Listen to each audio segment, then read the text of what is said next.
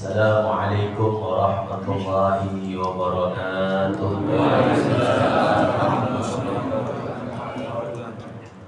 Alhamdulillahirabbil alamin wassalatu wassalamu ala asyrafil anbiya'i wal mursalin sayyidina Muhammadin wa ala alihi wa ashabihi ajma'in.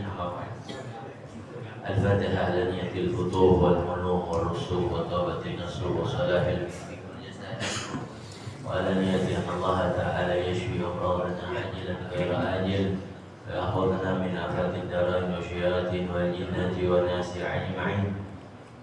بدل هذه النية وعلى بنية صالحة إلى حضرة النبي محمد صلى الله عليه وسلم وأزواجه وذريته وأهل بيته وأنصاره وأصحابه ثم الأرواح الأنبياء والمرسلين والأولياء والشهداء والصالحين والأئمة المجتهدين والعلماء العاملين ثم إلى أرواح سيدنا مهاجر إلى الله أحمد بن عيسى وسيدنا وقال أعظم نبيه المقدم محمد بن علي العلوي جميع سادتنا لأبي علوي شهاب القادر الجيلاني الشاذلي شهاب العباس أحمد بن علي البني وأصولهم وفروعهم وثم إلى أرواح شيخهم ورب روحه عبد الله بن الخشادري الحسن بن حسين عبد الله بن الخشادري سيد الوالد عبد الرحمن بن أحمد الزكاوي الشيخ بن سعد عطاء عبد الرحمن بن شيخ عطاء بن المتقص وثم إلى أرواح شيخ بن علي بن أحمد شهاب ثم إلى ربه أنصار الله المصطفى كامل وأصولهم وفروعهم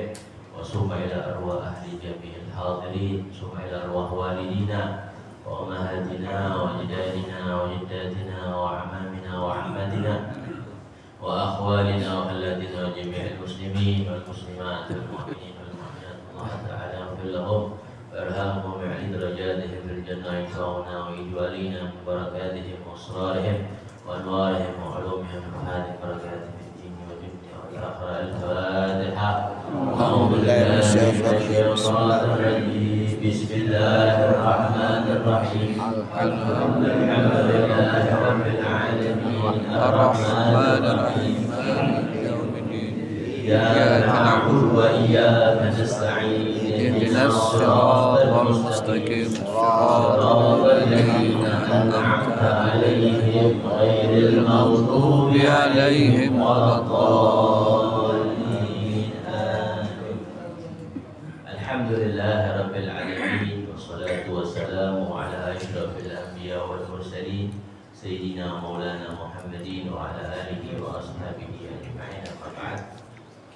Yang al-fakir hormati segenap para asatidzah, para dewan guru, para tokoh-tokoh masyarakat, wabil khusus diantaranya orang tua kita bersama, Muallim Haji Ali bin Haji Usman, Muallim Haji Tabrani, orang tua kita Bapak Ustaz Haji Hasan bin Haji Usman, ketua kita Bapak Ustaz Abdul Munir, guru-guru kita di antaranya ada Kiai Haji Salahuddin Ayyubi, Kiai Haji Syahabuddin, Kiai Haji Abdul Rahman Muhayyar, Ustaz Kiai Haji Abdul Rahman Arif, dan seluruh daripada para tokoh-tokoh ketua masjid baik musola ataupun masjid kelurahan kebagusan yang mohon maaf gak disebut nama satu persatu, insyaallah akan mengurangi rasa hormat cinta saya kepada antum sekalian. Ma'asyiral hadirin rahimakumullah, pada kesempatan yang mulia ini ya kita meneruskan ayat yang kemarin masih nyambung di dalam surah Luqman. A'udzu billahi minasyaitonir rajim. Bismillahirrahmanirrahim. Wa in jahadaka 'ala an tusyrika bi ma laysa laka bihi 'ilmun fala tuti'huma wa sahibhuma fid dunya ma'rufa wattabi' sabila man anaba ilayya thumma ilayya marji'ukum fa unabbi'ukum bima kuntum ta'malun. Kemarin kita bahas ya, surah Al-Luqman membahas atau sebulan lebih yang lalu tentang perjuangan orang tua terhadap kita. bagaimana seorang ibu di dalam mengandung kita, melahirkan kita sampai menyusui kita, wahnan ala wahnin, semakin bertambah sulitnya, semakin besar semakin bertambah sulitnya. Ambilnya makin pertama terus besar sampai dirobek kemaluannya, sampai dijahit tanpa bius. Itu harus kita sadari bahwa perjuangan orang tua begitu besar jasanya terhadap kita. Lalu di ayat yang selanjutnya Allah Ta'ala katakan, bagaimana kalau kita mempunyai orang tua yang orang tua tersebut mengajarkan kita kepada sesuatu kesyirikan. Ini ada ajarannya dan tuntunannya dari Allah Subhanahu wa Ta'ala. Kan problem Pak, itu punya orang tua nyuruh hal-hal yang diharamkan, nyuruh hal-hal yang bikin murka Allah. Lalu bagaimana kita bermuamalah kita sama punya orang tua? Maka Allah Ta'ala mengajarkan kiat-kiatnya, cara-caranya agar kita pergauli orang tua kita sesuai dengan syariat Allah dan ajaran Nabi kita Muhammad sallallahu alaihi wasallam. Allah Ta'ala katakan, wa in jahadaka ala an tusyrika bi ma laysa laka bihi ilmun fala tuti'huma. Jika keduanya menyuruhmu, baik ayah maupun ibu menyuruhmu, ada kalimat lain memaksamu untuk menyekutukanku dengan sesuatu yang kamu belum ketahui, kata Allah, fala tuti'huma, jangan kalian patuh kepada keduanya. Ini ayat memang turun kepada Sayyidina Sa'ad bin Abi Waqqas, tentang bagaimana uminya. Nanti dibahas sama guru kita Ustaz Syahabuddin bagaimana asbabun nuzulnya. Ala kulli hal, Sa'ad bin Abi Waqqas ini sangat cinta kepada uminya, lalu diuji dengan ibunya yang non-muslim, yang kafir saat itu, yang menyuruh Sa'ad bin Abi Waqqas untuk meninggalkan agamanya Nabi Muhammad SAW. Nah, ini sesuatu yang bertentangan dengan syariat. Kesimpulannya di antara ayat-ayat ini, maka kita tidak boleh taat kepada siapapun yang menyuruh kita untuk melakukan kedurhakaan kepada Allah Subhanahu wa Ta'ala. Baik sama guru, baik sama orang tua, selagi perintahnya melanggar syariat, fala tuti'huma, jangan kita patuh. Makanya ada kaidah, la ta'ata li makhluqin fi maksiatil khaliq.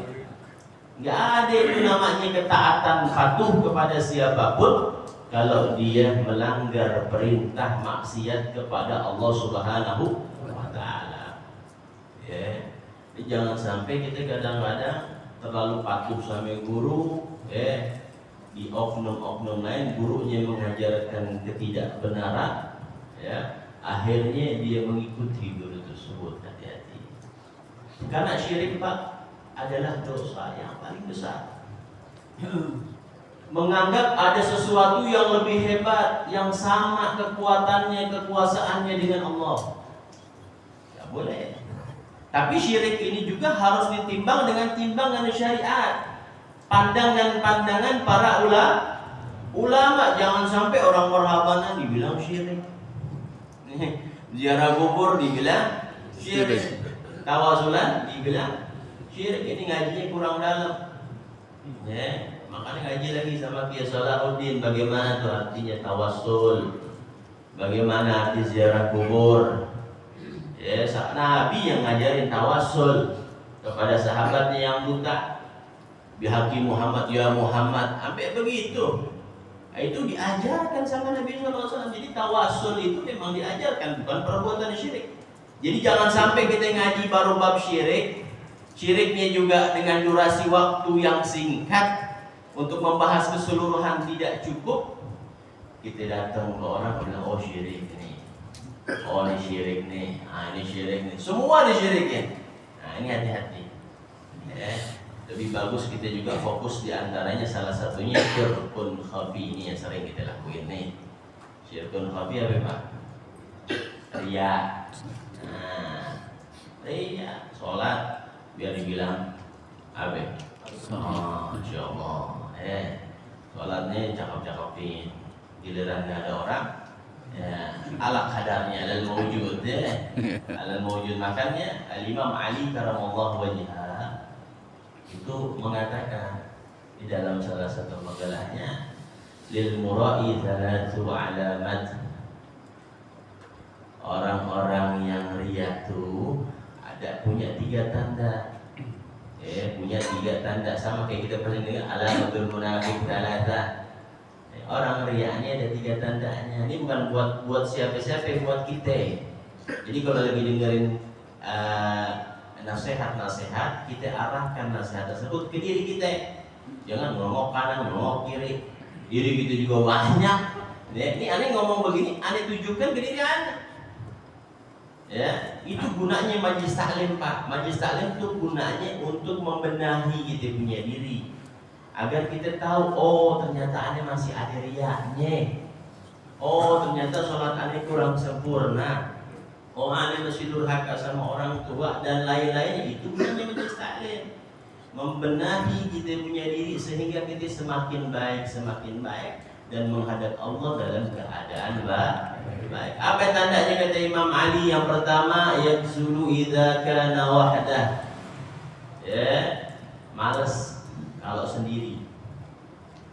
Kalau sendirian dia malas. Ya sholatnya malas-malasan.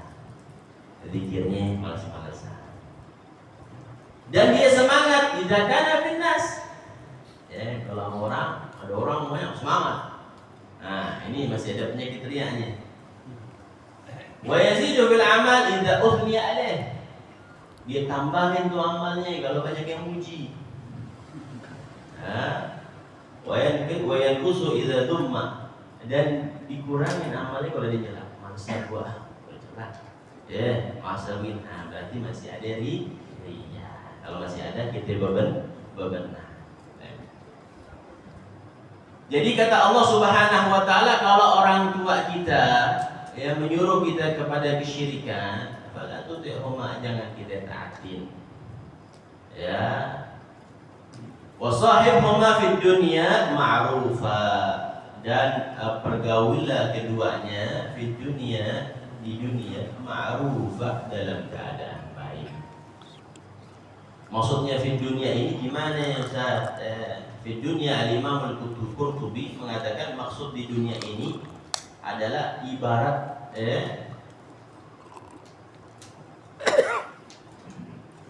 ibarat di dunia saja. Pertama, Imam Qurtubi mengatakan di dunia adalah dalam urusan dunia saja. Pergauli keduanya dalam urusan dunia saja. Ya.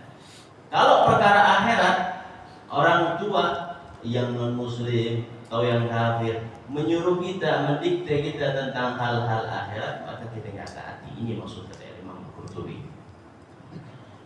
Yang kedua, maksud dunia di sini adalah isyarat.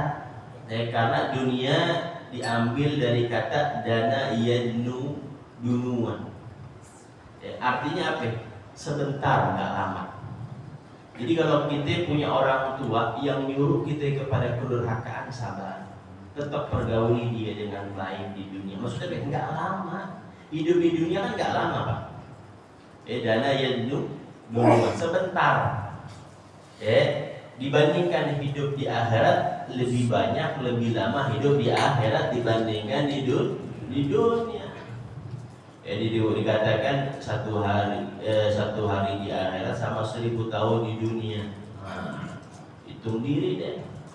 Berarti umur bapak kita nih kalau 63, 70, ada gak 1000 tahun? Belum sehari di dunia.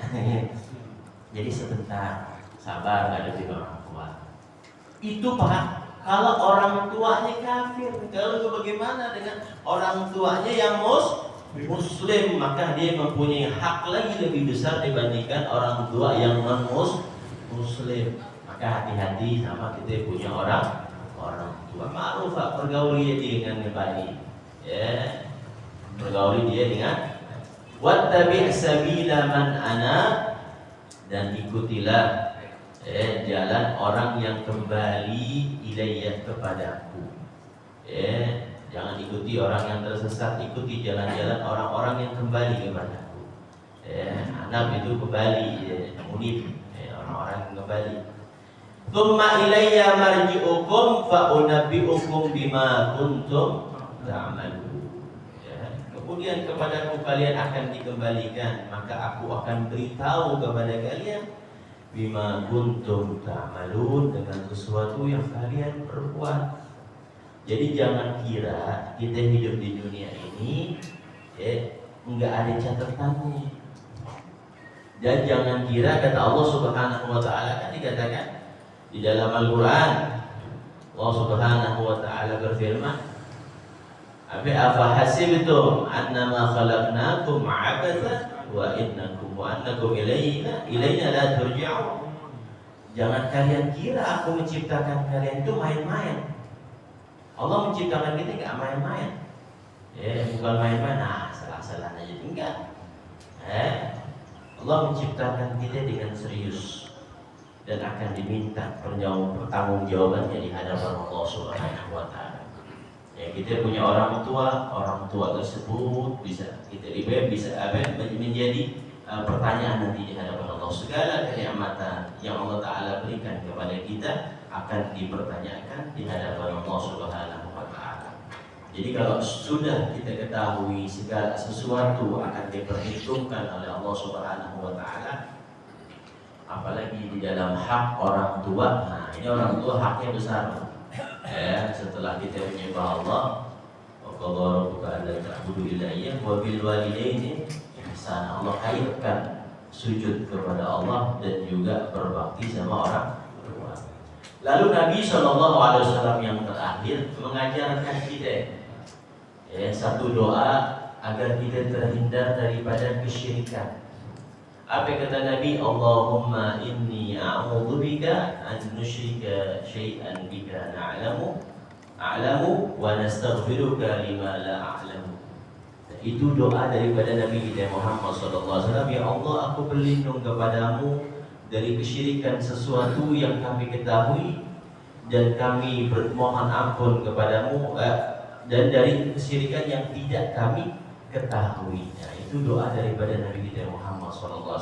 Mudah-mudahan Allah Subhanahu wa taala berikan taufik wal hidayah kepada kita agar dijauhkan daripada sifat-sifat kesyirikan, dan Allah berikan kesabaran bagi kita untuk mempergauli atau bermuamalah kepada kedua orang tua kita dengan baik, sehingga kita dicatat oleh Allah sebagai anak-anak yang berbakti, dan sebab bakti kita Allah matikan kita dalam keadaan husnul khatimah fi khairin wa lutfin wa afiyah. Kurang lebihnya mohon maaf. Wal afu minkum. Wassalamualaikum warahmatullahi wabarakatuh.